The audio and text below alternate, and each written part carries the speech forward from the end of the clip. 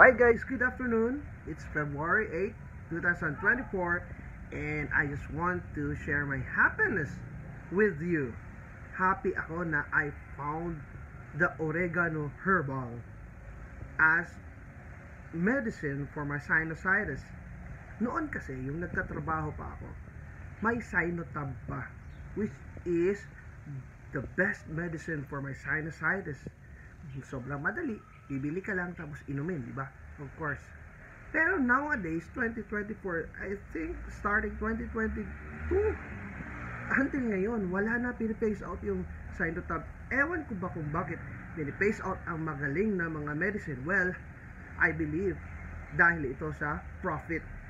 Tinatanggal yung mga mabuting medicine, pinapalitan ng mga lesser effective medicines, tsaka para dadami yung dosage at tatagal yung recovery ng mga tao. Ay nako, ewan ko, pero buti na lang etong, of course, oregano.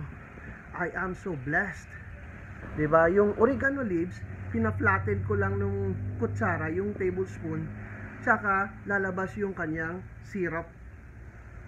So iniinom ko 10 leaves of oregano lang. Kahapon lang ako umiinom. Ngayon, bumabaha na itong sinusitis ko, lumalabas sa aking bibig. So, I'm so blessed to have this. Actually, yung mother ko, yung may alam nito, mga oldies yung may alam nito. So, I'm just sharing it with you. Yung oregano leaves, just acquire 10 pieces, and flatten it with tablespoon, and then yung juices niya, ilagay nyo sa baso, tapos inumin yun. Kahit once a day lang. Umaga or evening, kinabukasan yan, lalabas po yung lahat ng sinusitis nyo, yung phlegm na sa dito, diba? Yun, cured na ako. Of course, I'm so blessed, and of course, less expense.